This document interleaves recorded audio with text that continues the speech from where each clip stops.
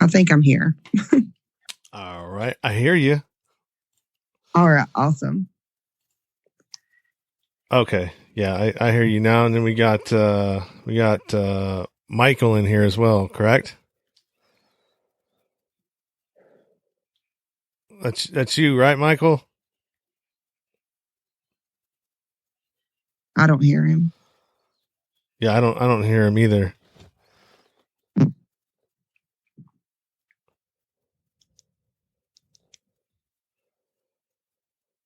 I see him. I don't hear him though.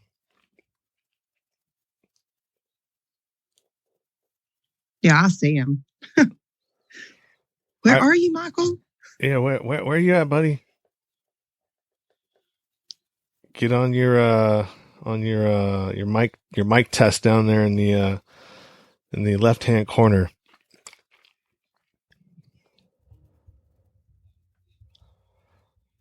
All right, so I'm gonna go ahead and start. We're recording on my end. I'm the host of a podcast called Nowhere to Go But Up. I've been doing it for about a year. Almost about a year. And what kind of brought me to want to reach out and do something in this format was we're hearing a lot of different stuff in the media. I feel like they're blowing it out of proportion.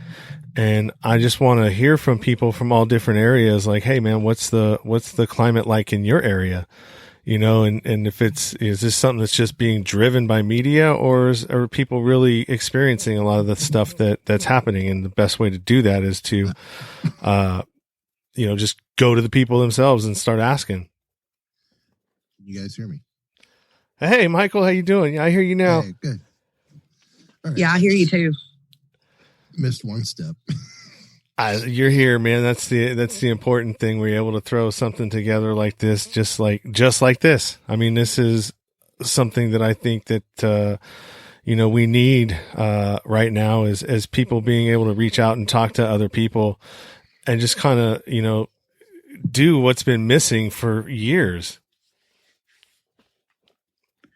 I agree. So let's go ahead and introduce ourselves. Like I said, my name's Sean Dustin. I'm from Northern California, Bay Area, and right now we're under a mandatory shelter in place for the next 3 weeks. Kristyn, why don't you go ahead and introduce yourself? Well, I am Kristyn Page. I'm actually from East Tennessee. We don't have a lockdown currently of any sort. We can still get out and about if we want to. I mean, I personally think that that's kind of dangerous, but I'm a stay-at-home mom along with running my own business, and I'm mobile. So I kind of stay secluded anyway, just because I'm so busy and I don't have time for, crazy people. But yeah, it's been nuts. Everybody around me is acting absolutely absurd. Like the toilet paper thing. Like, why are you buying lots of toilet paper? Like, our stores have nothing, absolutely nothing around here. And luckily, where I have 6 kids, I have to stay stocked up on all that stuff anyway. So I don't even have to go to the store. So I'm just staying at home and leaving everybody else alone and just trying to do my own thing. But man, it's wearing on me. It's wearing on me because my kids are wild. All right, Michael, what about yourself? I'm from Kissimmee, Florida. And actually, my job is I'm an audio engineer at Walt Disney World for my real career. Right now, the county I live in, the county just north of me, Orange County. So Orange County, Osceola County, we are under mandatory curfew from 11 p.m. to 5 a.m. Other than that, a lot of restaurants are takeout, pickup, but no dining in. Other than that, I mean, some stores are closed. Some stores are doing order online. We'll swing by the store, we'll bring it to your car type thing. I agree a little bit with Kristyn. It is nuts out there, but I'm one, I get cabin fever really bad, really quick. I want to get out. Whether it's staying in my car, driving around, or going someplace like a park, which they're starting to close parks. Allow me to go sit under a tree, veg, do something. Because I think the sunshine is actually going to be good. Because if you think about when the influenza hit back in 1918, when they started doing outdoor treatments, the people who were outdoors in the fresh air and the sun were recovering quicker than those that were indoors trapped in the recycled air. That makes sense. So, I mean, it's different thoughts. To say one thought's better than another or more right than someone else. No, it's do what's best for you. Obviously.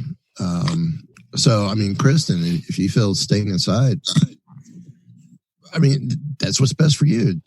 Stick with it. Well, it's not really the fact that I want to stay inside because, I mean, keeping 6 kids trapped in the house like this is absolutely ridiculous. But, you know, Tennessee's drunk and we don't know what weather we're going to have from day to day. So like today, I think it was like in the 50s, but 2 days ago, it was almost 80. And so, and it's been raining and stuff. So, I mean, we're literally back and forth. And, you know, if we can get out and go on car rides and stuff, we definitely do that. You know, I try to get my kids outside on their bicycles when it is warm. But the last thing I want is for anybody getting a cold because God forbid they get a cold and then we come in contact with somebody that has this virus and then, you know, it's downhill from there. So not really trying to risk that because, I mean, there's too many of us. When it goes around our house, it goes around through everybody. But at least everyone gets it at one time and it's done and over with and you don't have to worry about it again. Well, yeah, that is true. And most of us are pretty healthy. I have respiratory issues, which makes me immune compromised. So I'm kind of, you know, weary about that. But the rest of my family are pretty healthy. I mean, they're really healthy. I mean, I'm healthy for the most part, but it's just my respiratory stuff. Just it's so crazy. And something like that. Yeah, of course. Be cautious because you are with this a little more high risk. Oh, yeah. I mean, for me, like I said, I work at Walt Disney World. There was, according to TMZ and backed up by a couple others, there was someone, I guess from your neck of the woods with California, Sean, that came here for a work conference, played at Universal, played at Disney, went home and just passed away from the coronavirus. Yeah, okay, cool. That's one person that's been verified. How many other people have been exposed that I've been around? Because we get, I mean, the park I work in, we get over 50,000 guests a day. Or actually, no, our average maybe 35, 40,000 a day. Yeah, it's like it's like a numbers can be higher or lower, but it's like a mid-sized airport. Yeah. So, I mean, to be afraid of it? No, I'm cautious. Don't get me wrong, but I mean, if you definitely should be cautious, but not like overwhelmingly like freaking out and, oh, we're all going to die. Let's stock up on our ammo because we're going to have to start shooting people over toilet paper. I mean, to me, that's insane. Absolutely insane. And people are literally reacting that way. We have had probably 4 or 5 fist fights just in the Walmart that's literally like not even 2 miles down the road from me. 4 or 5 fist fights over toilet paper. And I'm like, y'all, come on. What are you really doing with your life right now? I mean, it is nuts. And I'm just like baffled, honestly, about how these people are reacting to it. I'm like, yeah, it's serious. But the real question is, how many people have you been in contact with especially like working at Walt Disney. I mean, how many people have you come in contact with already that could have potentially had that virus, and you're still okay?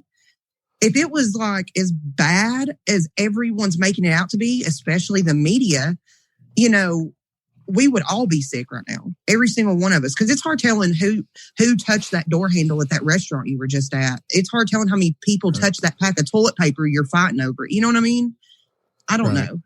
Well, a bunch of my friends are calling me crazy and acting like that I'm not taking it seriously. And I'm being cautious and I'm being responsible by staying home and not going out if I don't have to and, things like that. But at the end of the day, I'm not going to fight you over stupid stuff. And I literally just had to upset a friend over that just this morning. And I felt bad, but at the same time, I didn't, I guess. I don't know. Well, I had on Facebook, on my personal page, sharing Dr. Drew's thing saying that the media is to blame for a lot of the extra panic that's not necessary. Or I don't remember the exact headline, but that's essentially what it was alluding to. And I mean, I kind of agree with it. The media is sensationalizing. Correct. Thank you. All right. A lot of this. And,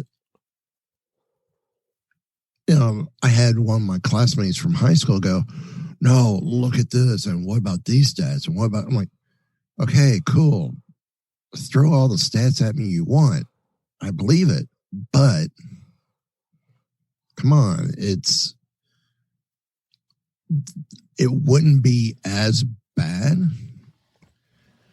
And I think people would pay attention more if the media didn't make this out as if, hello, it's the end of the world. And it's coming now. I agree with the other meme I've shared. This is like the 7th or 8th end of the world that I've survived and will survive. No kidding. So I actually thought, I honestly thought that it was, just, I don't know, man. The whole thing was just too crazy, man. The timing of it, I knew that they were going to use something to try to pull us all together. I just thought it was going to be aliens, not a virus. Yeah. You know what I mean? Well, but I mean, it's a bit better than the virus. Well, I mean, they had to, I mean, look, if you look at and this is just how I believe, I don't have anything to back it up with, in my silly little, rabbit holes I go down on in some podcasts like the tinfoil hat and some of these other ones I listen to. But I mean, the timing of these things is always, suspect. If you really think about what was going on at the time this happened over in China with, Hong Kong and that whole deal that they were doing all these different, protests, it was coming to light that, they had that concentration camp over there that had all the Muslims in it. That was really starting to take a hold in the humanitarian, community.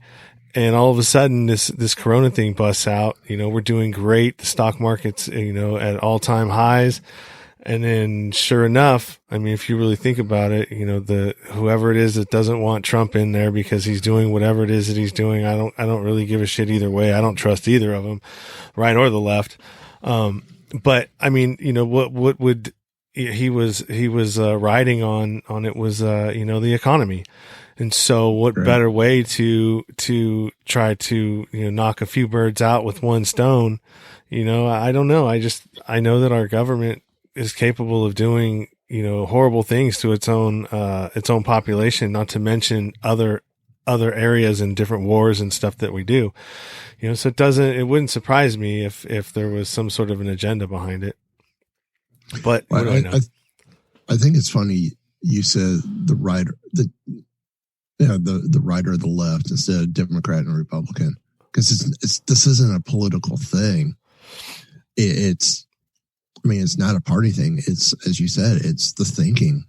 Either you're right thinking, left thinking on how you approach this, not Democrats or Republicans. Well, I just meant in the terms that I don't trust either of them. You know what I mean? Because it's not a 2-party system anymore. It's a 1-party system. It's the donor class that is actually controlling what's happening with the right and the left. So they're not accountable to us anymore. They're no longer accountable to the people. They're accountable to the corporations. They haven't been in a long time. Yeah, but I mean, we've allowed that. Both parties are guilty. Both parties are guilty of being super shady when it comes to different scenarios and different topics. But you can't trust people that say they'll do one thing, but then all of a sudden now they're making headlines because they've done something that they shouldn't have done, that they spoke out against in the first place. I mean, it's right. I think it's all crazy. I prefer to consider myself independent and voting for like the lesser of two evils, because it's like, who can you really trust at this point? Like I was trying to figure out what I would be, and I think I would fall into like a libertarian, which is not. I think it's not even considered that anymore. It's not a liberal either. There's another name for it, like, because I just think that I believe in less government. Let us do whatever it is we want to do as long as we're not hurting anybody. And just stay out of my business. I definitely agree with that. I definitely do. I haven't really found my place in like the political world, because like at one point you think you know what's going on, but then you don't. And then it's back and forth, and it's honestly extremely exhausting. And so I try not to get too involved with it. My brother, he's a hardcore Democrat. And of course, my family is extremely conservative. Like, I mean, we're from East Tennessee. Come on. I mean, that's just how it is around here. Like everybody I come in contact with in my city or the surrounding area is extremely conservative. And God forbid you have a different opinion than them, and then everybody wants to attack you. And I don't think that that's right either. I don't think we should be attacking anybody for any reason. Just, I would rather sit in a circle and sing Kumbaya and forget it than have to fight with you over something that literally doesn't affect my life or yours. You know what I mean? Well, and I think the whole idea right now, political parties is gone. I mean, Democrats and the Republicans are still there, but it's your right. It's your rights and your lefts that are running it. And it's almost like those are two new parties.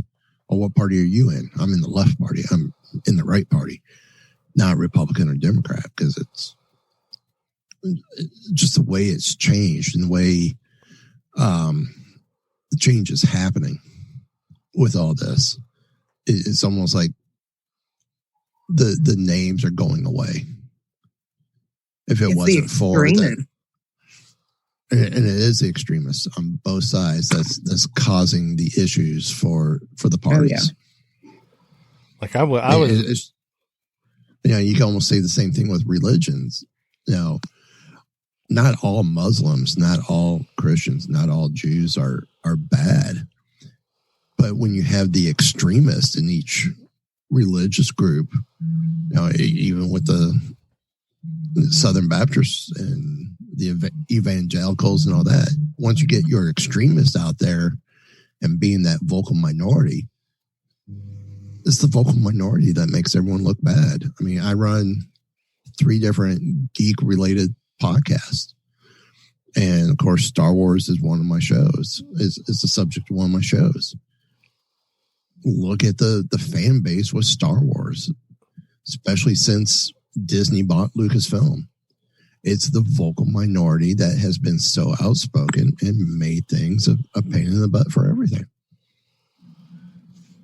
I feel like there should be an even medium in every aspect of your life. I mean, I get that, like, if you have a specific religion and that is your thing and you're hardcore all about it, then fine.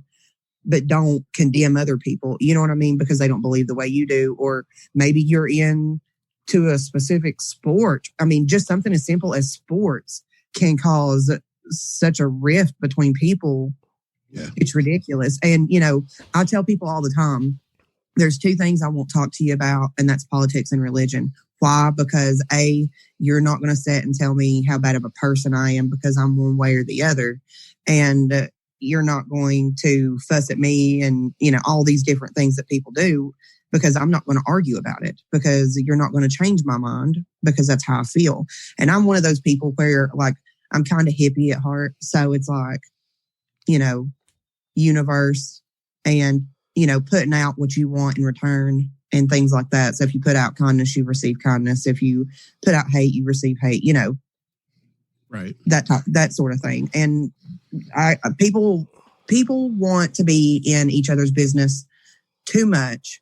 And that is like the root of this whole problem, whether it's religion, politics, whatever, is that people just want to be in your business. And that gives them something to talk about. And I don't understand that even a little bit. I'm a universer.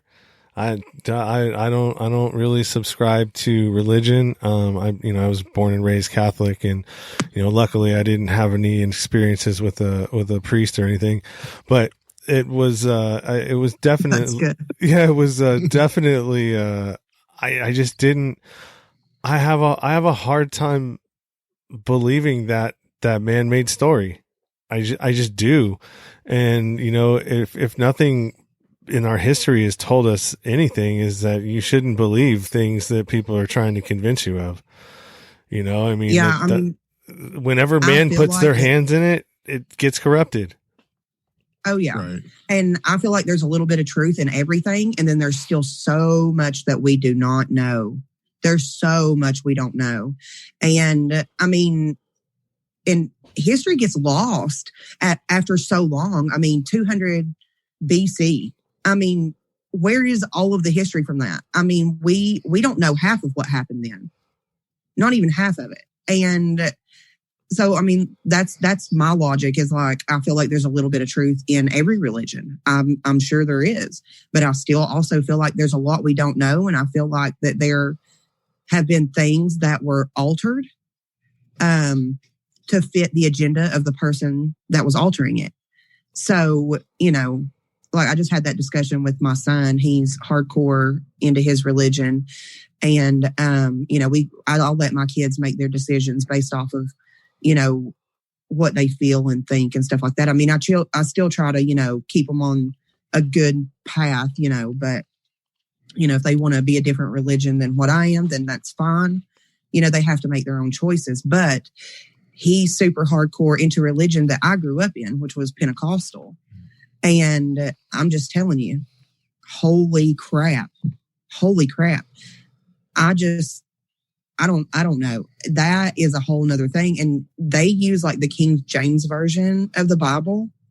And then of course, a lot of Baptist churches around here use like the New International Version.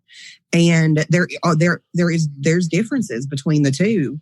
And the more research that I did on that a long time ago, before I ever had that discussion with him, you know, I saw that there was huge differences. And then of course I got deeper and deeper down one of those rabbit holes that you were talking about, Sean, and found out that, you know, the King James Version was definitely altered by King James to fit his agenda. And so the more I researched other religions and other, you know, variations of other religions, I was like, holy crap, this has happened in every single religion that I have researched.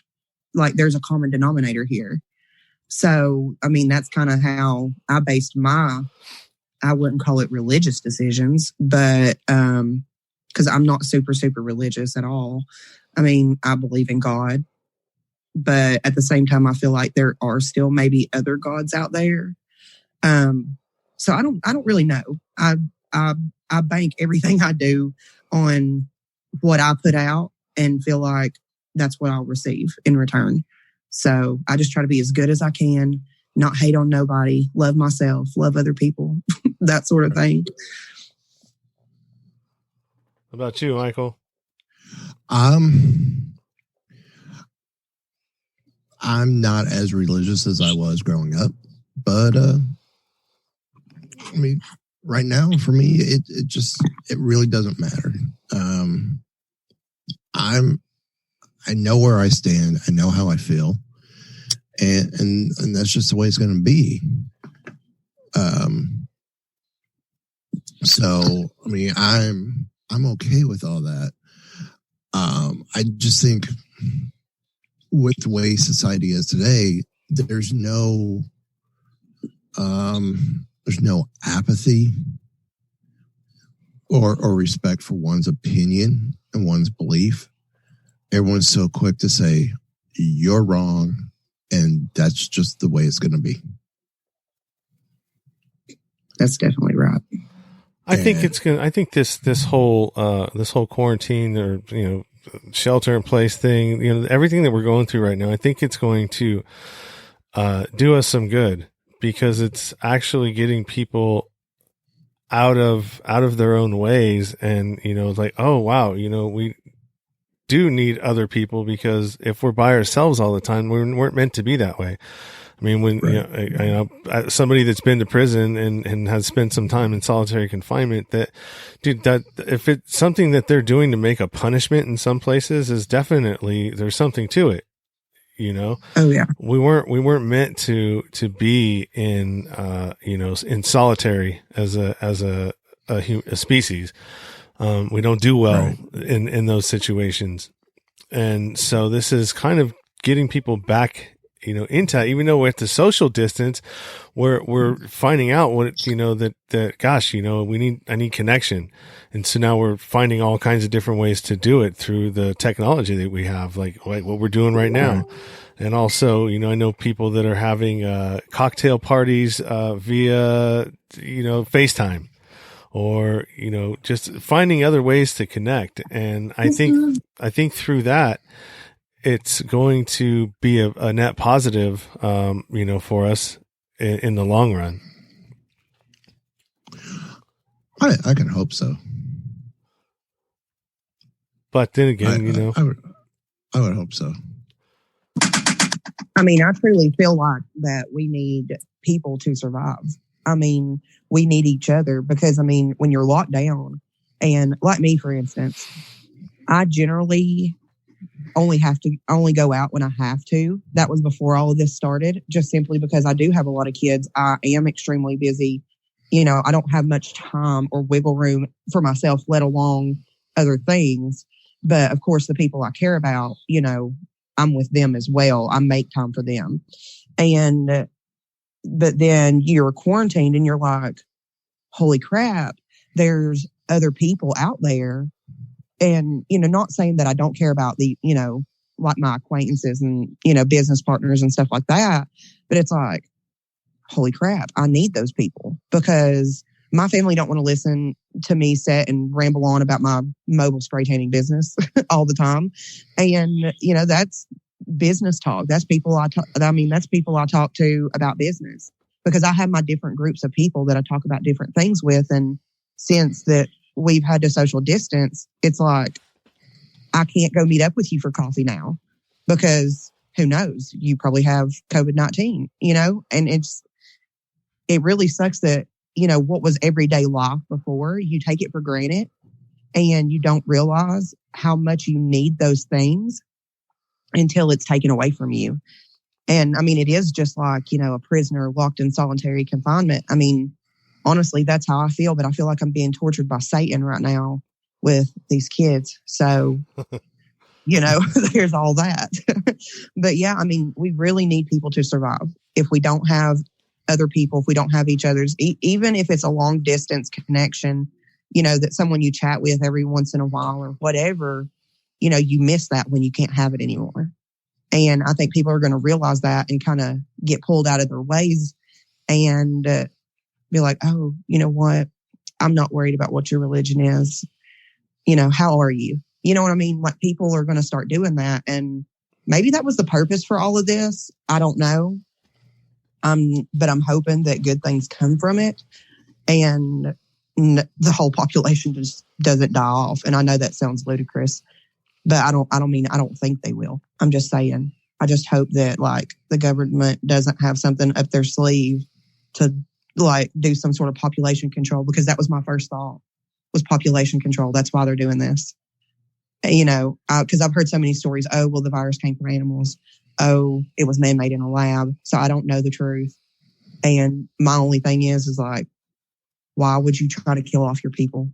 That was my very first thought. And people thought I was stupid. But who knows? If you want to go conspiracy and you look at where this originated, the origin, with China. And as Sean mentioned earlier, the protests and everything over there.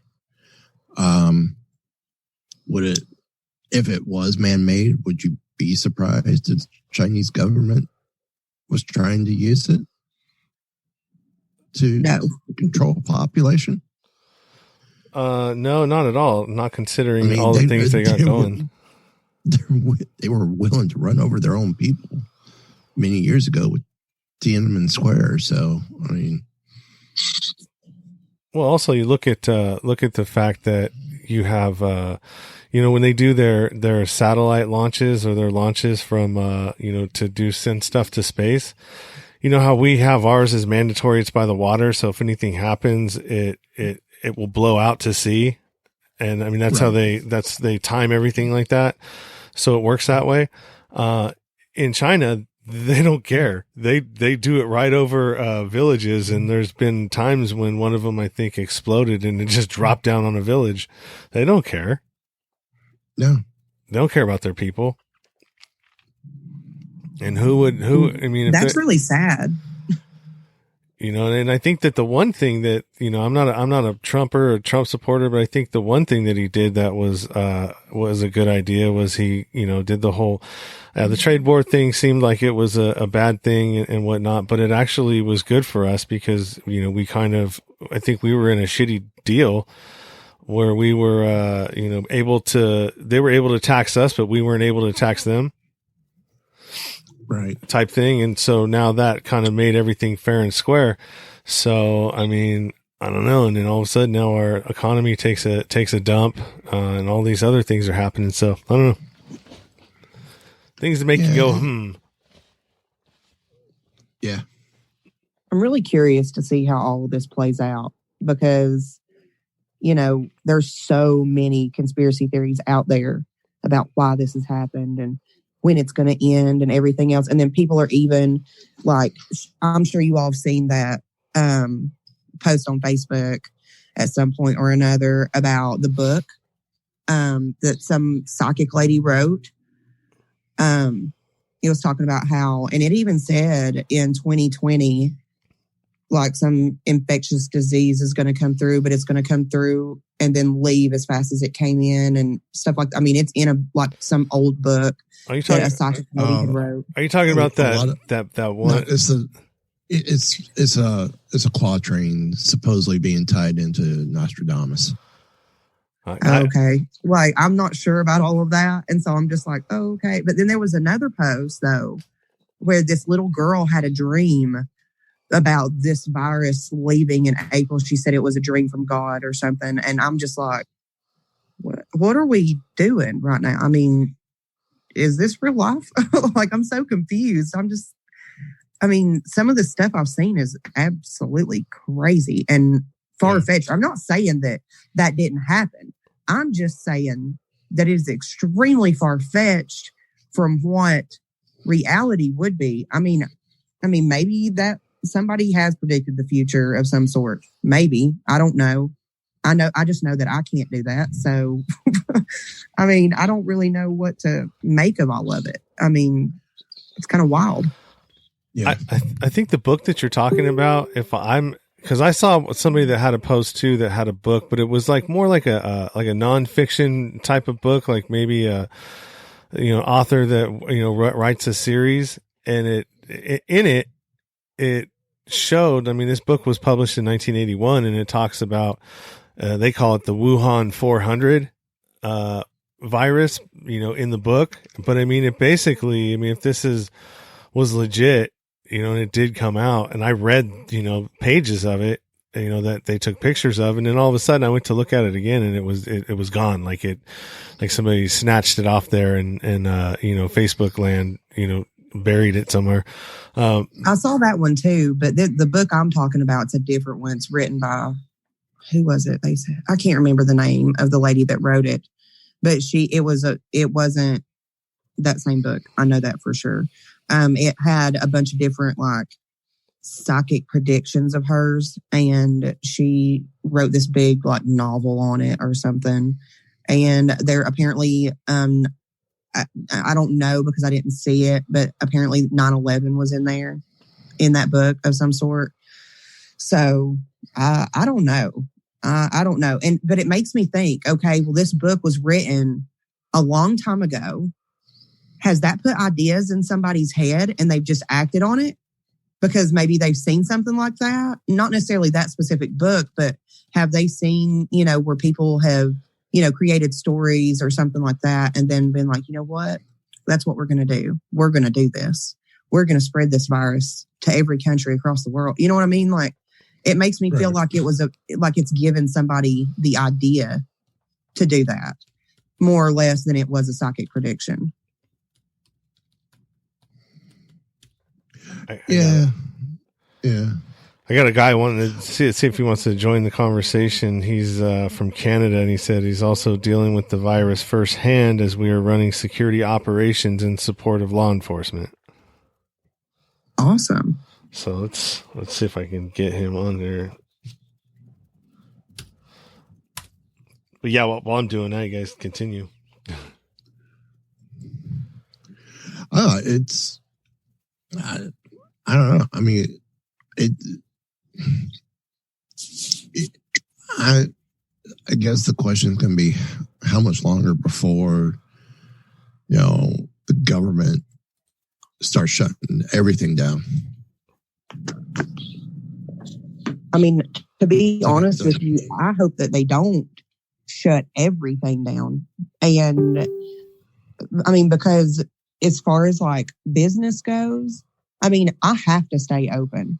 However, I have ways, I'm a spray tan technician, but I do not have to physically come in contact with people to still run my business. Right. There's retail products I can sell and, things of that nature that I can literally just take and just drop off on their porch or put in their mailbox real quick and be done with it. So, I mean, I literally can't afford to shut down. And if the government shuts everything down, it's hard telling where my life will go from that point, honestly, because, I've said it 100 times. I have so many kids. Like, how am I going to feed them? My husband's a police officer and, his check isn't, enormous. So that's where I'm kind of at with it. What happens if I have to shut down? Because I know his job won't stop. He's a police officer. So it's just a matter of, can we survive off that one paycheck? Can my kids still eat? Because regardless, my kids are going to eat, even if that means that I have to start purging, which I have thought about that coming to a point, especially around here, because if stuff gets shut down here, people are going to freak out. And then the next thing you know, we're going to have people running up and down the street, shooting at each other like crazy people. And I'm like, well, this is about to be a real thing because it's literally how people are acting right now. I don't know about where you all are at, but around here, I mean, people are getting in fistfights at Walmart over toilet paper, y'all. I mean, what is happening? And it's not just toilet paper. It's the meat in the meat department at the grocery stores. All grocery stores are completely wiped clean of meat. And what are you doing? Like, I don't have enough, because I live in the city where I'm at, not out in the county. So I'm like, we don't have like wooded areas to go out and hunt like you all do out in the county. So what are we supposed to do in the city? I mean, we can't even shoot off fireworks in the city. I have to go to my dad's house for that. And even where my dad lives, even though he's in the county, he still don't have a wooded area to hunt. So how are we going to eat if you all are stocking up on a bunch of crap you're not even going to eat and you're going to end up throwing out once all this is over because it went bad? Or they're going to try and take it back to be to get refunds. Oh, yeah. And there's a store here that has already put out a news article saying that they will not accept any returns for anything bought during this virus outbreak. So if you're buying it, it's yours now. Like, you can't return it at all. And I think that's smart as far as stores go, because they're going to get flooded with people trying to return a bunch of crap that they didn't need. So I don't know. I guess we'll see how that plays out. But the last thing I want is somebody trying to come in my house. And I live in a really like safe neighborhood. Everybody that lives around me is probably at least 70 or older. Like, we're the youngest people in like my cul-de-sac. And, you know, I don't have to really worry. Like, if I accidentally leave my door unlocked at night, like I know that we're good. We're fine. No big deal. But I don't want it to get to the point where like I feel unsafe walking out during the day with my children because we might end up getting shot. You know, I mean, and that's scary to me, thinking that people are acting so irrationally that it's going to come to the point where like we're literally killing each other off before the virus ever has time to get to us. And there's only been one confirmed case in my county. And then I think there's been like maybe around 4 in surrounding counties. So, you know, we're not at super high risk right now for that virus, which I think is a good thing. I mean, it's a great thing for us, but at the same time, I'm more worried about how people are reacting more so than the virus itself. Right. And that's what keeps getting me over and over and over again is the people. I don't even want to go to the grocery store. If I didn't have kids, I'd sit here and probably starve just because I'm not going to go out and fight those people.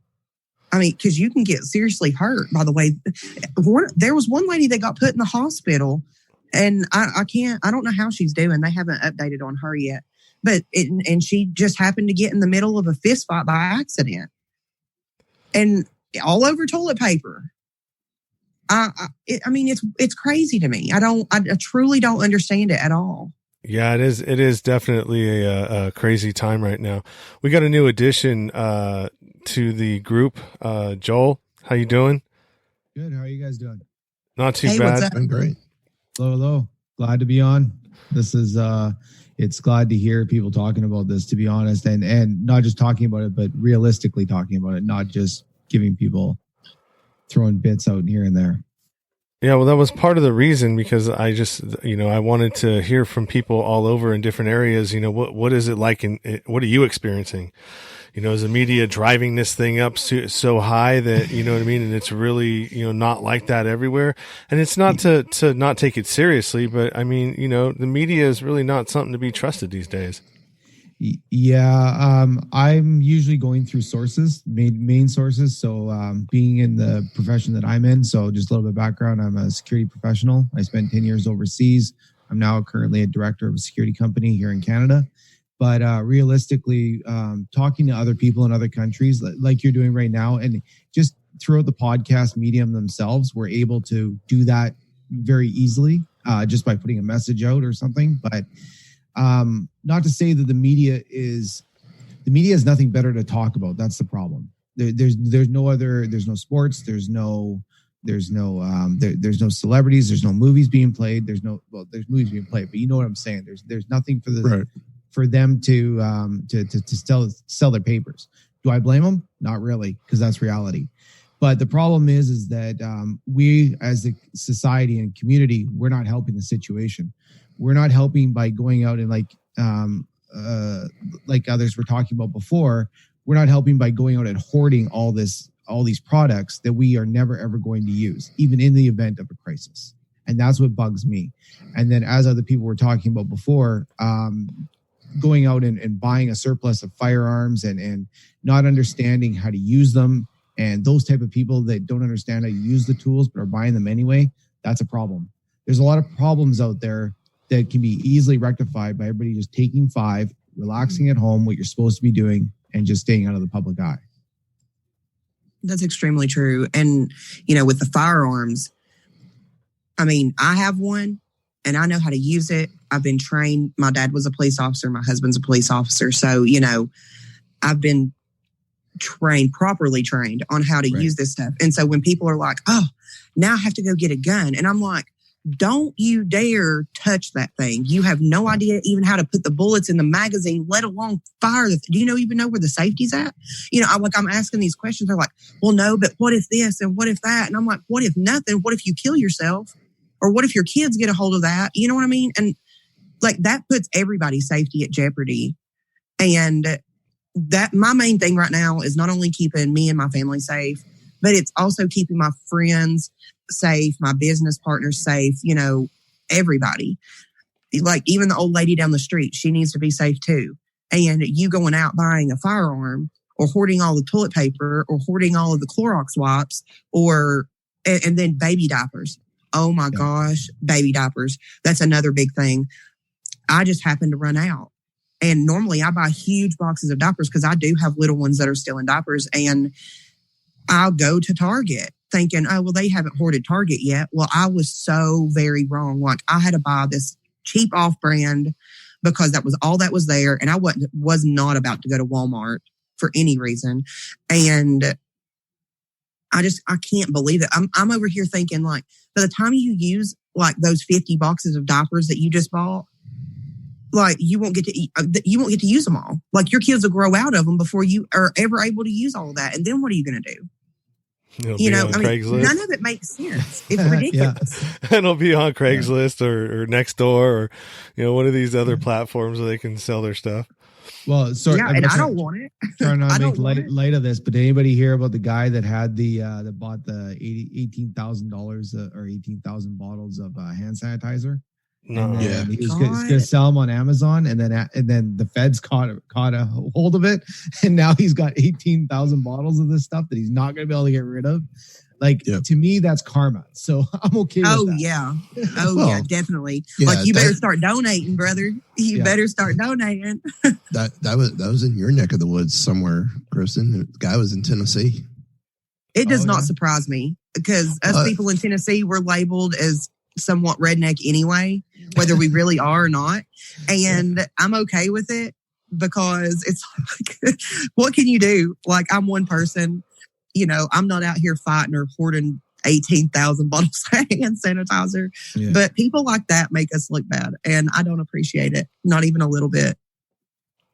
Funny thing you say redneck, do you actually know where that term actually came from? It has to do with labor and the West Virginia, the coal wars of the West Virginia coal miners. And they used to wear the red bandanas around their neck, right? And so that's how they got the term rednecks. The bandanas because they could put it over their face when they're in the coal mines. Yep. All that, wow, that PPE. Yeah, no, I didn't know that at all.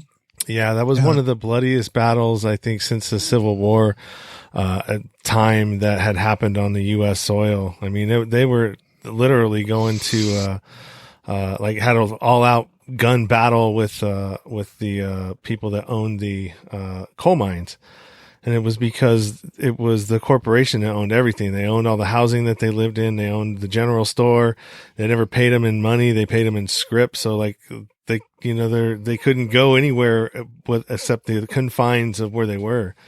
And so the conditions the conditions were horrible, and they finally had enough, and they all kind of uprose and had a battle. It's crazy how people like throw around these terms, but not really have a clue what the history or the origin is of that specific term. Like, I'm guilty of it because I did not know that about the whole redneck thing. Like, I had no idea.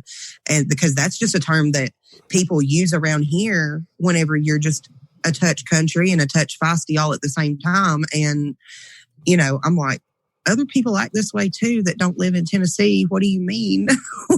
We're not all like this. I mean, I'm naturally aggressive by nature, but I'm also a natural born Viking as well. So I've got it like in my DNA just to be that way, I guess.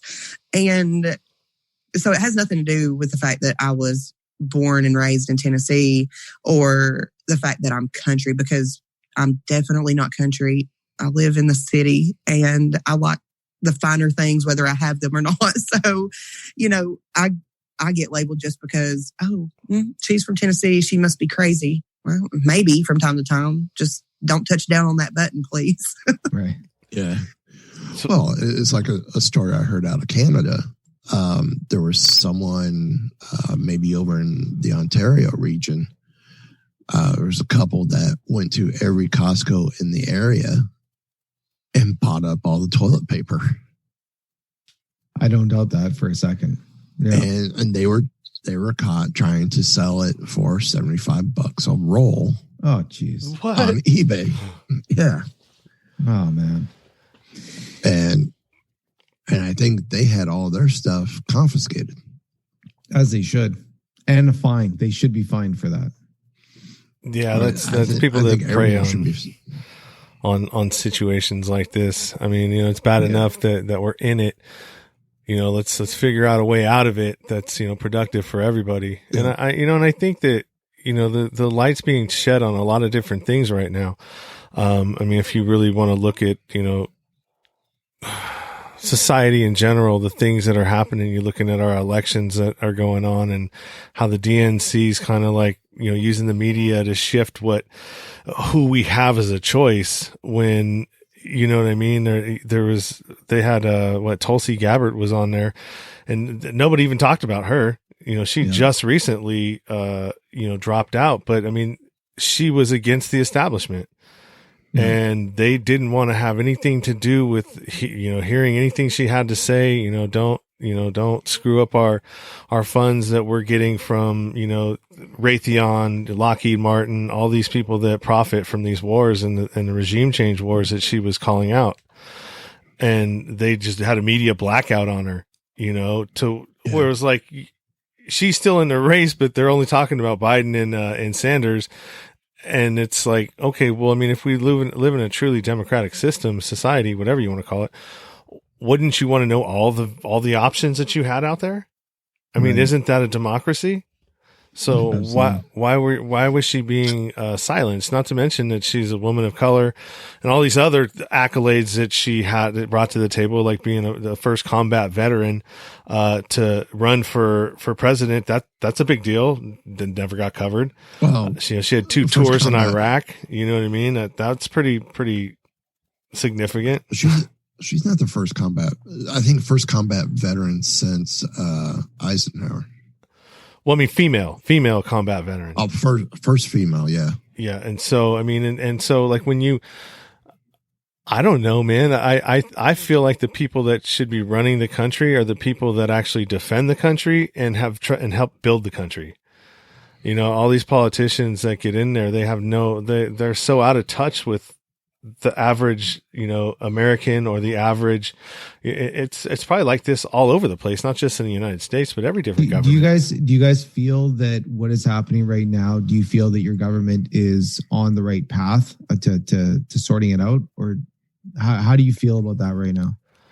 Sorting the virus out or no? Okay. So helping the people out in the country. Do you think that, the Trump administration is doing the right thing?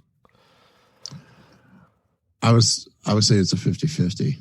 Oh, really? Okay. Depends on where you're depends on what area you live in, because this, you know what I mean? I feel it depends on what subject matter too that's involved.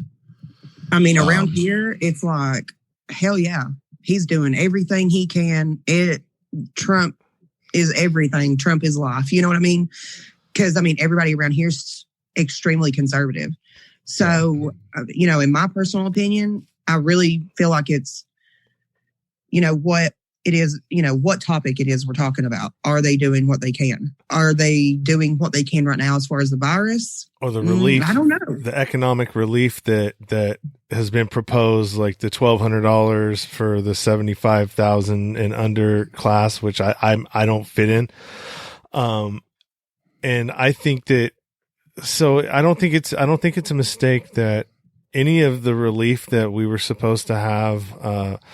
So we remember when the tax code changed around here, they had the big tax overhaul and everybody, like I didn't do anything different than I did the year before. I got 2,000 back and I didn't do anything different and I owed 10,000.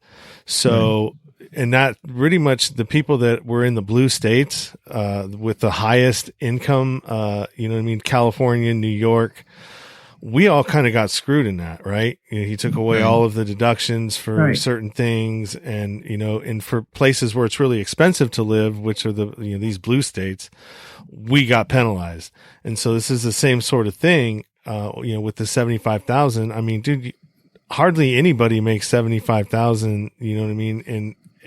In California, and I make 100 and change if I work, 1,800 hours a year. And that's considered low in California. Like that's not a lot of money considering how much everything costs. Right. Yeah. Okay. See, So around you here, said you're like 100, like you're on the top of the food chain up here. If you're 100, if you're 75, you're up there. I mean, most people that live in my area probably get maybe anywhere between 35 to maybe around 50 a year. And we have Eastman Chemical Company here. So that, and then of course we have, they got rid of our whole monopoly thing with our healthcare. So there's that. I mean, it's just like our healthcare people that are like on the top of the healthcare, like the people that own our whole healthcare system now. And then Eastman Chemical Company, those are your people that make the most money in this area. Everybody else, yeah, no, we don't make that. Now, can you still live in a 3-story house and making $50,000 a year around here? Yeah, you can. And the demographics are a lot different. Yeah, but I didn't know that it was based on the amount you made. I thought that was kind of straight across the board for the rest of the whole country.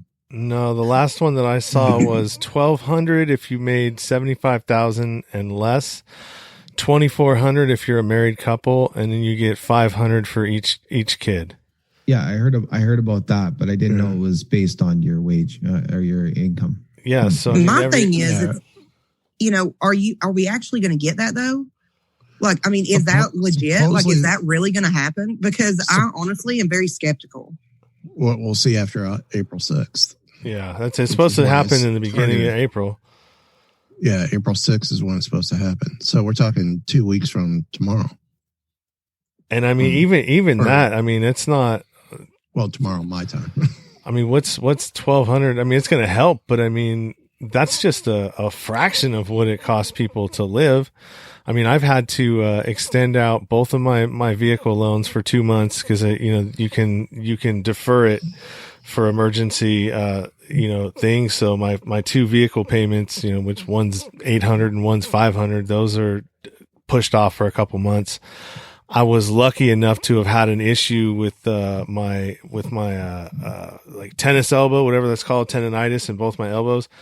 So I just, I got we got shut down where I'm at. So I just hit the doctor and was like, hey man, this is a good time to, get on that work note. And so I was able to pull, disability for a month, and see, where I'm at after that. But I mean, most people like in my area, in my union, you don't work, you don't get paid, man. And $450 a week for unemployment is crazy. That doesn't cover anything anymore. What are the unions doing about it? Are unions stepping up and I guess they can't really fight for it, but are they trying to get or take care of their people? Yeah, it depends on the union, depends on the work. Like for me, I work at Walt Disney World. I'm in the union.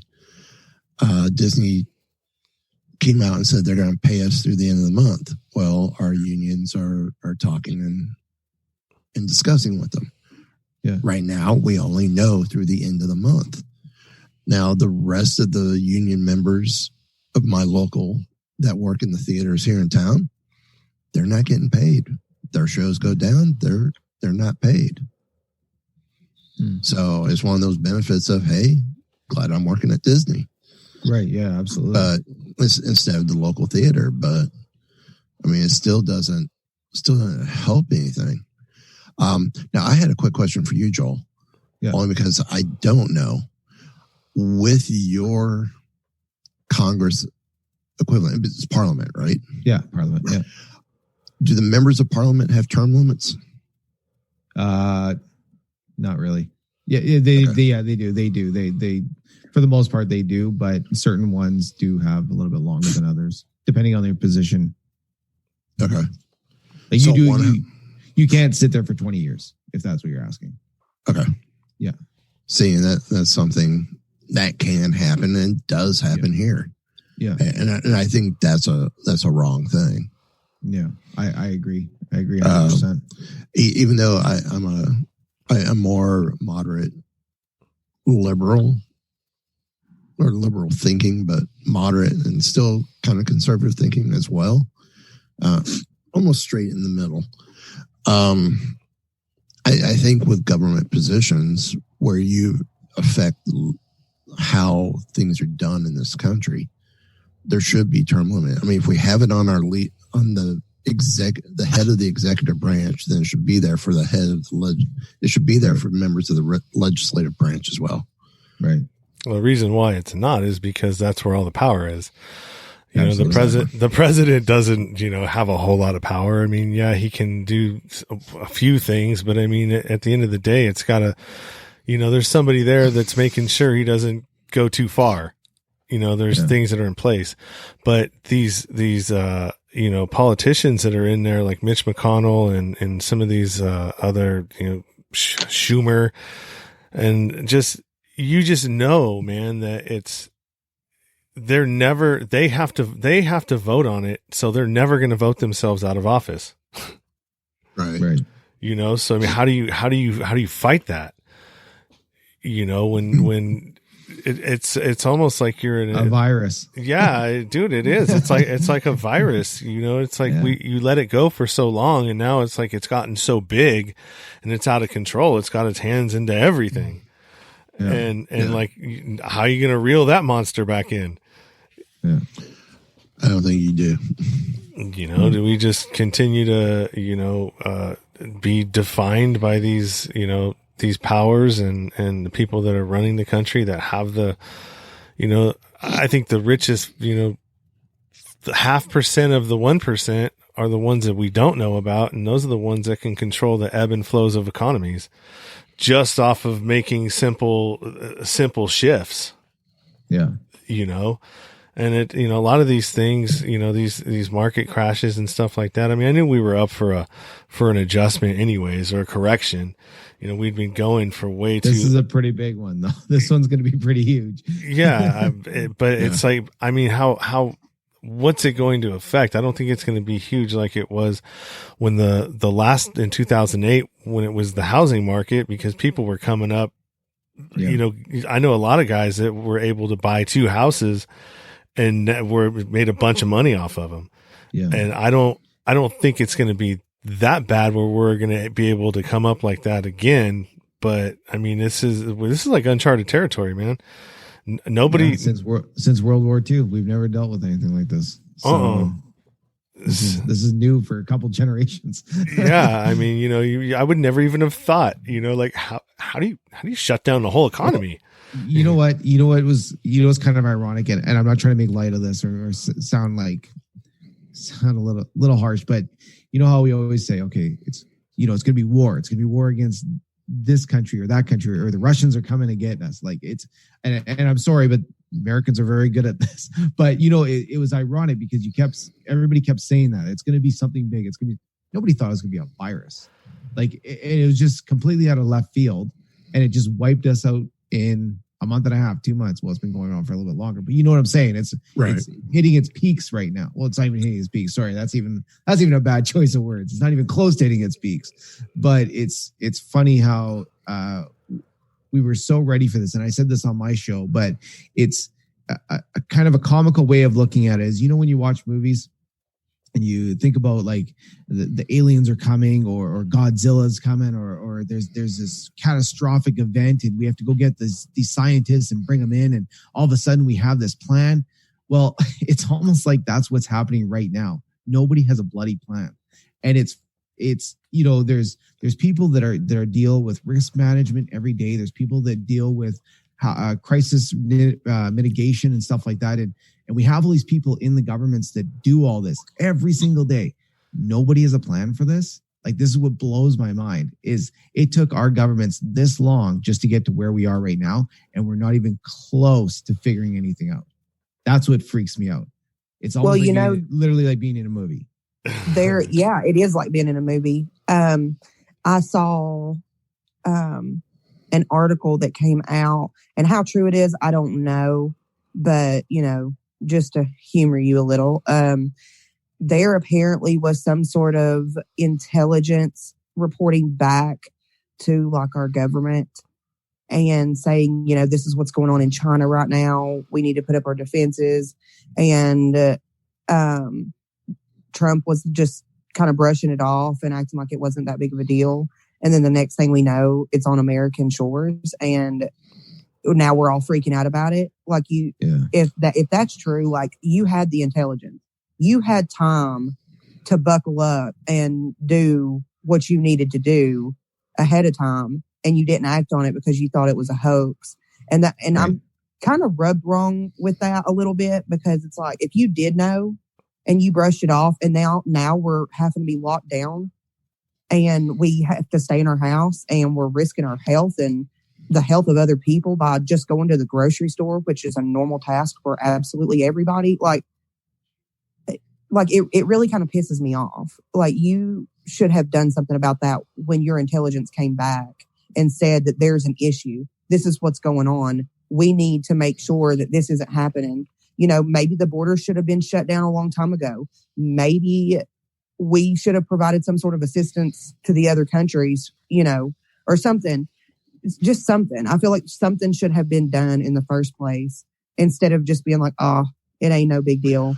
Yeah. Yeah. But I think when they got the reports, and I'm sure, you know, I'm not meaning this in a negative way, Joel, so please don't take it that way. But I'm sure Canada probably got the same reports. And of course, I mean, January, February, there was no precautions there. A lot of countries, if we got the intelligence reports, other countries got it too. Right. Nothing started happening until end of February, beginning of March. Why? Because until it got a little bit more serious during February in China, no one believed anything coming out of China, because how much of it is true, how much of it's false, because they are known for putting out false information. This is true, yeah. So, I mean, this is one of those, you know, everyone wants to jump on Trump. Cool. Jump on Trump. Jump on Trudeau as well. Jump on every other foreign leader out there. Jump on the UN for not doing something about it. Yeah, I don't want to make it sound like that I'm jumping on someone specific. But you should have definitely investigated that just a little bit more, whether it was the intelligence that it was coming from, or, I mean, not necessarily the president, but anybody that had that information. Why did you not at least investigate that a little further, knowing that if that hit American soil, or, you know, hit Italy or wherever, Australia, you know, why did you not just investigate it just a little more to see if that was really happening? If that was really going on, like looking a little deeper into it than I think because there was a lot of factors that happened right when China was hit by it. China took a big leap and shut down the entire city. They knew that they had to quarantine it and quick. They didn't think that it was going to get out the way that it did. First of all, secondly, nobody knew what they were dealing with. As far as we were concerned over here in Canada and the United States, let's say Western countries like UK and even Italy and stuff like that, we all thought it was going to be the common cold. So we didn't even, honestly, and part of my French, we didn't give a shit. It was like, it's going to come and go, right? And we thought because the people that were getting sick were the people that would have gotten sick from even the common cold or even died from the common cold. These are older age males that were smoking. They were unhealthy to begin with. These were part of China that were very, very underpoverished. They were poor country, not poor countries, but they were poor territories. So we didn't think that anything was going to happen. We thought coming here, we can get a vaccine in 5 weeks like we normally do. It's gone. No worries. That wasn't the case. And I think that might have been the approach that our leaders were taking, was you know what, if we shut down the schools, if we shut down the communications, if we shut down like your trains, planes, and automobiles, what's going to happen then? You're going to go in an uprise, which is what's happening now. And I don't think they wanted that to begin with. So they were playing their cards pretty close to their chest so that this doesn't happen. Unfortunately, if you think the panic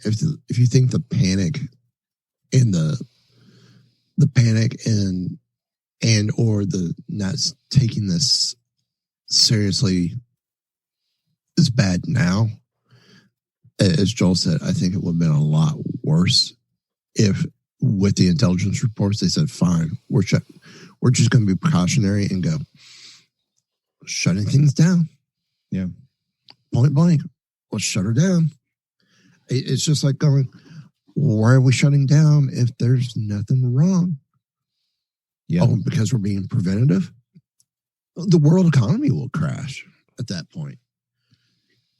Yeah. And it will crash harder and be harder to recover at that point than the way it's going to be now. I mean, it's going to be hard to recover now with what's going on, but not like if the world leaders overreacted, I guess would be the right way to put it, overreacted when the intelligence reports came out. And I think it would have solved us all a whole bunch of heartache right now. I'm not disagreeing with you at all. I completely agree.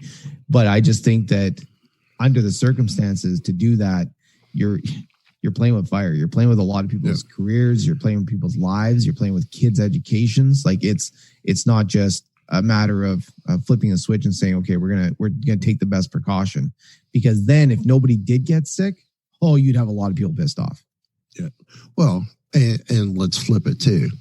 If this was a few years ago with Obama still in office here, or let's say for sakes of the conversation, Hillary Clinton did get elected and Trudeau was not prime minister and you had a conservative running Canada, those people would still get dumped on by both sides for why didn't you react? Absolutely. Because there's a bigger picture there. Yeah. There's just a bigger picture there. And I completely agree. And I'm not a fan of Trudeau, but him and his cabinet are doing the right thing right now by helping support. I mean, we just got $80 billion in this relief fund. That's a lot of money for us to play with. We're a small country compared to you guys. I mean, one of your major cities is our entire country.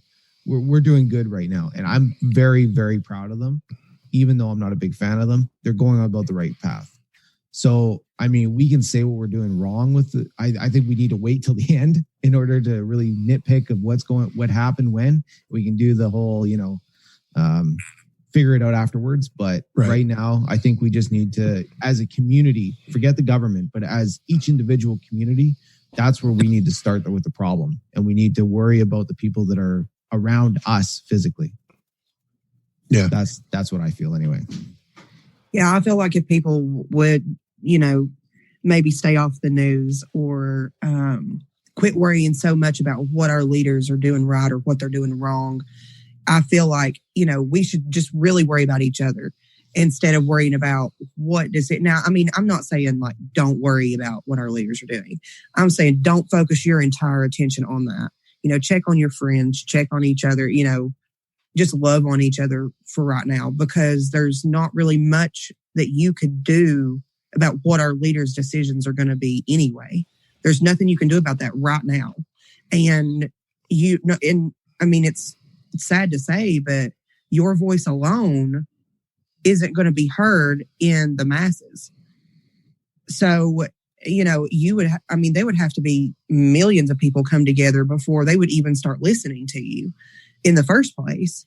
And I feel like we just really need to focus on each other right now.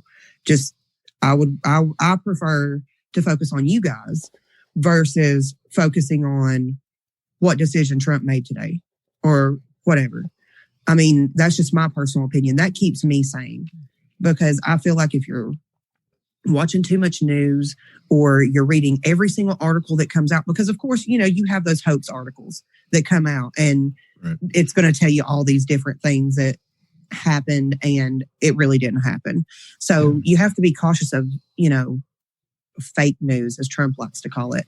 You have to be cautious of those fake articles. Sorry. And, all that stuff. Yeah. We hear about it a lot here in Canada from you guys down south. Oh, yeah. And, I'm not going to be the judge of what news station is fake news and what's not. Like, that's beside the point. But, there are like online, like websites and stuff that put out these articles. The same people that put out, Johnny Depp died today. And all of us know that it's, things like that is what I'm talking about. But realistically, you should be getting your news from like the CDC or something like that. Oh, yeah. Oh, yeah. And or WHO or listening. World Health Organization. You shouldn't be listening to CNN and oh, yeah. Like that, right? But see, that's the thing, though, is people around here are listening to absolutely everything. They don't care where it came from. Oh, my gosh. Well, even before the fake news, all of the news agencies in the U.S. are putting out fake news because they have ever since the Vietnam War era. Yeah. It's a ploy to keep people engaged. They want the ratings. Oh, yeah. So they're over sensationalized. They're not going to put out the facts. They're only going to put out what's going to make their side of the story look good instead of presenting the whole story. And it's wrong. I mean, Fox they're all notorious for doing it. Whether they slant it more left or more right, they're all doing it. And I would love to find a news station in the U.S. that is reporting the event as it happened, as it developed, and not over not overdoing it. Sensationalizing. Sensationalize. Yes, it's late here. I'm so brain fried with other stuff. I'm just over here like, can we please go back to watching the weatherman predict the wrong weather for the day? Like, what's going on? Because I'm just telling you, he gets it wrong all the time. And I would rather sit around and worry about if it's actually going to snow or not, if I need my milk and bread. You know what I'm saying? That's what I'm worried about. And I don't know when it's going to be over. I don't know how they're going to deal with it. But at the end of the day, it's like, eventually this is going to end too. Eventually this is all going to pass. And then, I'm just over here questioning, how stupid am I going to feel when this is all over? Did I overreact? Did I not react enough? What should I have done? That's what I'm curious about. I'm curious about what the future holds as far as how I'm going to feel about it. Because right now I'm just simply confused. I don't know how to really react to anything, because if you react too much, you're crazy. And if you don't react enough, then you're being negligent. So it's like, oh, what do I do? So I just kind of stay away from everybody, and I filter my phone calls. We'll put it that way. I have to filter my phone calls because people are like, did you hear the news? No, I didn't hear the news. I'm not trying to listen to the stupid news because of you all. You all make it a point to call me and tell me what was on the news, so I don't have to watch the news. Right. It's nuts. I'm so confused and I'm worn out with it already, and we're not even peaking yet. So I'm just trying to keep my sanity at the same time. But then again, here I was over here drinking moonshine last night after my kids went to bed, because I'm like, I can't deal with this. I'm just going to drink a little and go to bed because y'all are killing me. Y'all are killing me. Yeah. Everything's just going haywire, and I don't know how to deal with it. I'm the type of person who, like, I feel like I'm not controlling, but I feel like I will, if I feel like that I can control something and I'm not doing something about it, then it drives me crazy. And maybe it's just an OCD thing that I have.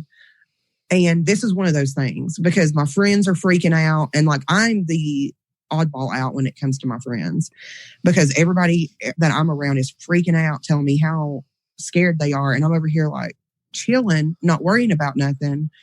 And they're telling me that I'm being ridiculous, and I'm not the one going and hoarding up supplies and making posts on Facebook and, acting crazy. Right. So I don't even know how to deal with it. I just want to go back to trying to predict whether the weatherman was right or wrong. Like, because that's honestly the only reason I even watched the news in the first place. Like, before all of this, that's the only reason I watched the news, which was to see what the weatherman would say versus what my iPhone says. Like, hey, we're predicting that it's going to snow in the middle of freaking April. Well, okay, but my phone says it's going to rain. What do you mean? I like to challenge him. That's my pastime. That's what I like to do as far as the news goes. But now you can't watch the news for the weather because they're going to cancel him too. So I don't know what to do. I don't know how to think or feel at this point. I'm just kind of I don't know. Isolated. I don't think the scariest part to me is the virus itself. It's the uncertainty that's coming in its wake. Not knowing when this is going to be over. When are we going to go back to work? When's life going to return to normal? I mean, most of us have never experienced anything like this whatsoever. I mean, other than, having spent time in prison, I lived a pretty sheltered life. I didn't have to deal with a whole lot of stressful stuff like this. And it's not stressful. It's just like, okay, well, you have no choice. You start, like for myself, like, okay, well, if this happens and this is going to happen and then this can happen and then this can possibly happen. And if the economy tanks, holy shit, maybe we'll end up in a civil war. People will, it'll be, what I mean? You just keep going and going and going. And then, what's next? What's next? And the rabbit hole can get pretty deep pretty quick. Yeah. And then, we're people, man. We all are pretty much wired the same damn way. We are, but the problem is that's exactly it, right? We're all humans and we all go back to our primal instinct at a time of fear, right? Oh, definitely. That's the worst part of all of this is because when people run out of booze, when they run out of cigarettes, when they run out of everything else, their food, they turn ugly quick. I've worked in war-torn countries. It happens very, very quick. Very fast. And that's what I'm afraid of. That's my biggest fear right now is the people. Yeah. And, I lived a very sheltered life and I didn't really experience anything, absolutely anything terrible until I went through a very serious domestic violence situation. I'm a domestic violence survivor. So I didn't really experience anything bad until, that. And, honestly, looking at the big picture, that's not the worst that could have ever happened to me, So I'm just over here trying to really come to terms with everything and figure out what I'm going to do if crisis actually strikes, because I don't want to go nuts right now because it's not bad yet. Be good at what you're good at. That's what you can tell. Everybody's a survivor. Be good at what you're good at. If you're good at sewing, if you're good at homemaking, if you're good at camping, whatever it is, I don't care if it's completely out of the norm. Just be good at that. Focus your mind on places and hobbies that you have that can de-stress, keep you sane, as you're saying, right? You want to stay away from all these other things that are throwing you off. And people, when they tend to go on Facebook, Twitter, all those other social media sites, it's just getting their anxiety up. They're just freaking out because everybody thinks that the world's going to end. The world's only going to end if everybody freaks out and creates the world's going to end, right? We can all go through this together. There's plenty of supplies for everybody. It's not going to deplete that quick. So I think that people just need to figure it out. I know for us here at our house, we probably over prepare, but I've trained myself to do this and I've been in this type of situation before. So we've done what we had to do, but that doesn't mean anybody else can't do it. It's very simple steps. Make sure you have water, heat, and a shelter over your head and you're good to go. And the thing is, our governments aren't going to shut all those problems off or all those things off. We're not going to run out of clean water in our houses. We're not going to run out of power. It's not a war situation. We have a virus. We should be lucky we have a virus and we're not going to war, because that means we have our commodities still available to us. I still have electricity. I'm still going to have electricity in 2 months. That's not going to change. But do you not fear that maybe this could also create some sort of civil war between the country's people?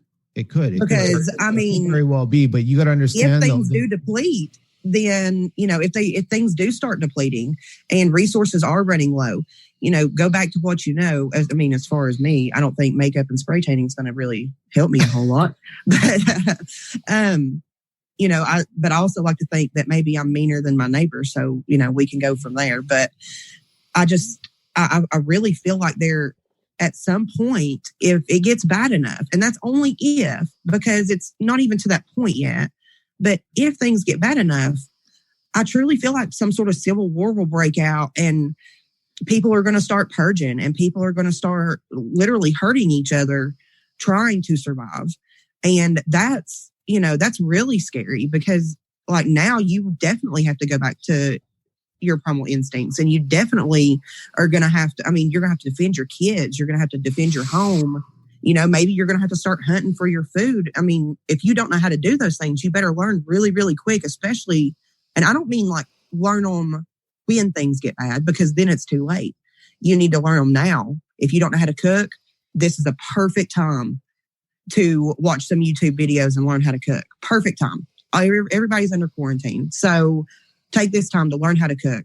Take this time to learn how to load your freaking gun that you bought on a whim. You know what I mean? Like, yeah, I believe that 100%. I believe right now, learn. This next, and I'm saying this hypothetically. So let's say this goes on for 5 months. This next 5 months, this next 2 weeks, who cares what it is? It's a perfect time to start doing your research. And like you said, learning off YouTube. I totally agree with that. And as somebody who believes in survival techniques, YouTube's not always wrong. Like it's a good source and people should be going back to it and at least learning how to manage their own life skills. I totally agree with that. Right. And I don't mind a bit to take the skills that I have and video chat with somebody or make a video or even a podcast or anything to help them learn something that they didn't already know. Because we all have different skills in different aspects of our life. Maybe you're good at hunting versus I can cook. I have no problem helping other people learn how to do the things that I know how to do already. And not just the things that I know how to do, but the things that I'm really good at. And I think that, everybody should have that in mind. You have a special set of skills. Why not teach others how to use those skills, especially right now? Well, what are all of you doing right now? You're talking about putting it out to the masses. So what is each one of you doing right now with your podcast during this time? Are you doing anything completely different than what you're programming before? For me, I'm doing exactly what we've done. We've touched a little bit how I run 3 geek related podcasts. Okay. I've touched on how the virus has shut down entertainment wise, with different conventions, how it's affecting Hollywood and how Hollywood is, some movies are being pushed back because they still want that theatrical release where other studios are weighing and judging. Are we going to push back or are we going to go ahead and just release digitally? Right. Stuff like that. Disney with Onward. Onward was released digitally on yesterday. Yeah. Being Friday the 21st or Friday the 20th. Wow, it's already Sunday here. But they're also releasing it on Disney Plus April 3rd. Oh, okay. So good to know.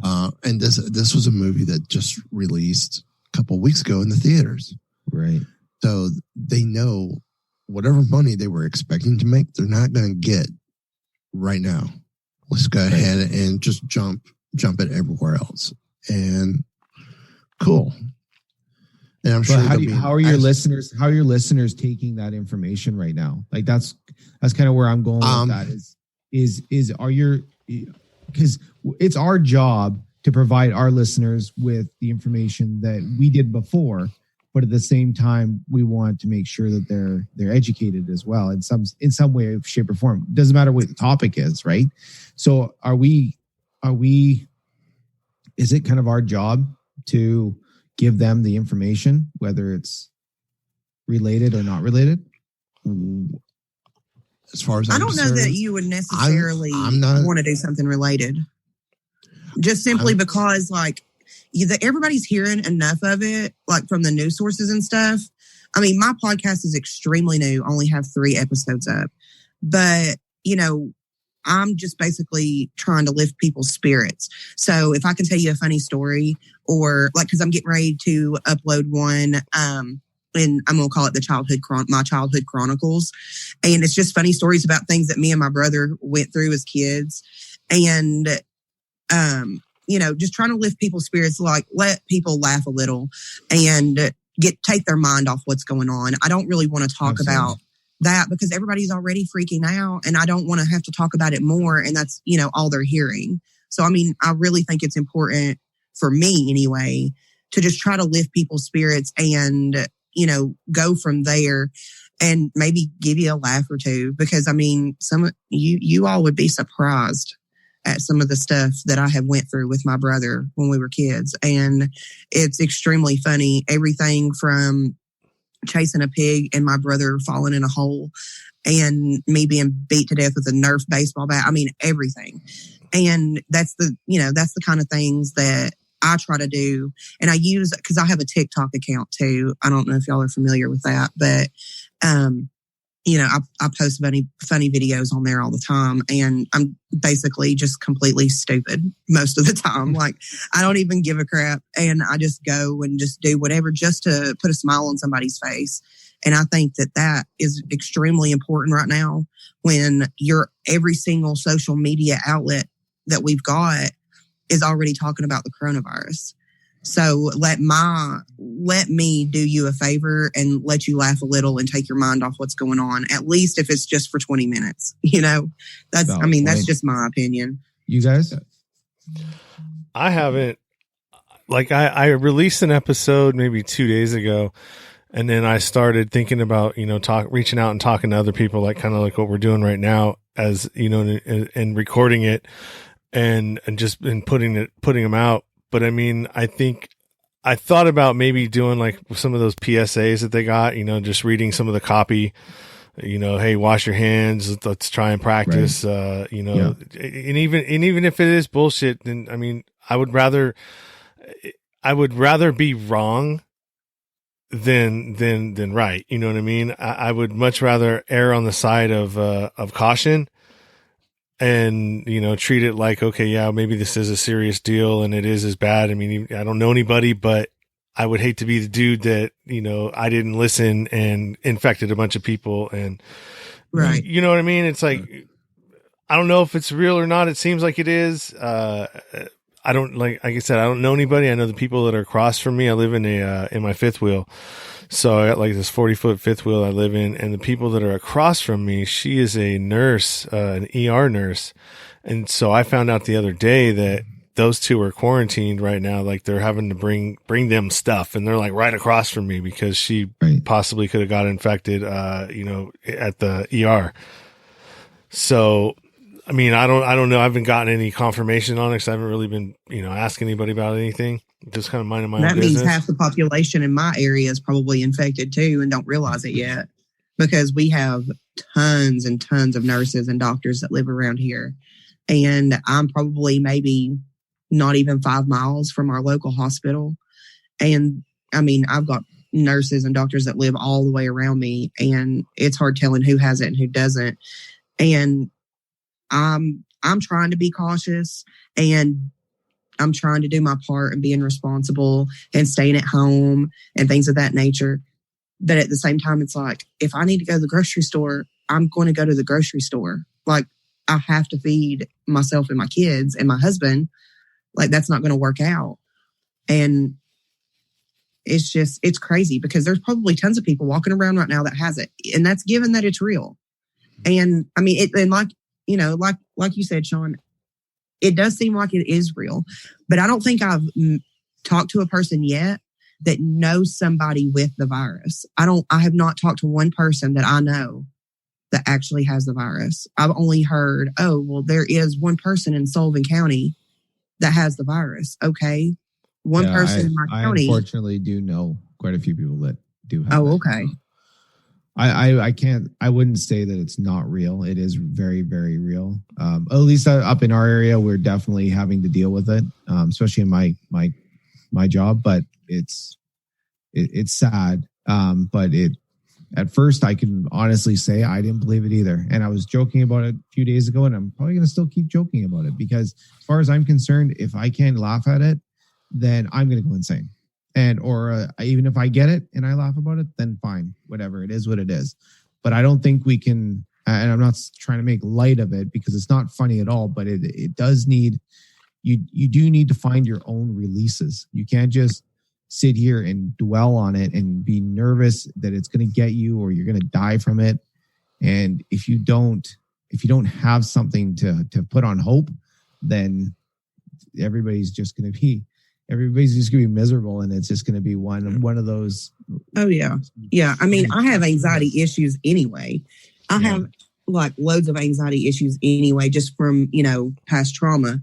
And if I don't find the humor in things, and that's everything, not just the virus, but everything. If I don't find the humor in it and I can't joke about it, then I will literally sit in here in my house and just cry, and I can't breathe, and I'm freaking out, and I start sweating and go into a full-blown panic attack over absolutely nothing.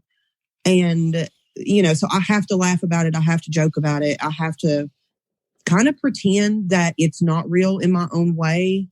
Just because if I take it too seriously, then it will literally put me down. And then I can't even take care of myself when I'm like that, let alone my kids. And my kids depend on me. My husband works 12-hour shifts and he's rarely ever home. And so they need me, and I have to be able to kind of joke and laugh. And, I keep telling myself, it'll probably dissipate and I'll never ever meet anybody that ever had it, or maybe it's not real, or whatever. Let's hope that that's the case. 100%. Let's hope that you never have to meet somebody that does have it. Fingers crossed for sure. Well, I think that, and just by doing this right here, and continuing to do that, being able to talk to other people. I mean, I'm going to go to bed feeling a little bit better, and you know what I mean? Because I've been able to have some contact with other folks that, are experiencing this in a different way in a different area. Absolutely. Definitely. And I think that this is kind of what this, is kind of all about, and what it should be about. I mean, we're four podcasters, right? I mean, we all have a podcast. And I was able to just whip this up within, 20 minutes, 30 minutes. And then, we've already been an hour and 40 minutes talking. And, since, we were on quite a bit before you chimed in, Joel. But I mean, still, I think it's great that we can do this. Yeah. Now just think about it. The last time this type of an event happened, they didn't have these luxuries, right? No, not at all. You didn't have 90% of the stuff that you have now to pass the time so you don't go insane. I just tell my listeners, remember that, because back in World War II, very different scenario. We kind of compare this to a wartime situation because it kind of is. I mean, that's the best we can use as a model for what's happening right now. But realistically, this is great. And thank you very much, Sean, for doing this. Totally appreciate it. Like this definitely helps people. I highly recommend you do this with definitely others, because they definitely need it. And we are the voice of a lot of people right now. And I think it's good for us to get our messages out as much as possible. Oh yeah. I totally agree. So before we wrap this up, why don't each one of you give your podcast and give your plug and let people know where they can find you. Why don't you go ahead and start, Michael? I run 3. My first show is called We Be Geeks. It's WE_BE Geeks. Second show is Mighty Marvel Geeks. And the last show is Wookiee Radio. All right. And Kristyn, want to drop yours? My podcast is Glow Talk. And you can find me on Spotify, I believe. Yeah. All right. And Joel, you next? Rock Up Podcast. And you can find me just about anywhere. So All right. And then I'm on, I'm nowhere to go but up, and I'm on all the major platforms, iTunes, Spotify, Stitcher, all those ones. And if I'm not, drop me an email and I'll see if I can get on whatever platform you want to be on. Thank you very much, Sean. I totally appreciate this. Not a problem. Definitely. Thank you. Thanks, Sean. And pleasure meeting 3 new friends. Yeah, same here. I got each of you on my DM, so just drop me a link, and then that way I can through Messenger. That way I can put your links in the show notes. Awesome. I'm probably going to drop this within the next couple of days. I got 3 of them to put out, so I'll just probably throw out 3 at a time and include these in them. Absolutely. Thank you very much. That's great. Yeah, no All problem. of you stay Thank safe. you so much. Stay healthy out there, please. All right, you guys too, man. Guys. Goodbye. All right, Bye. bye.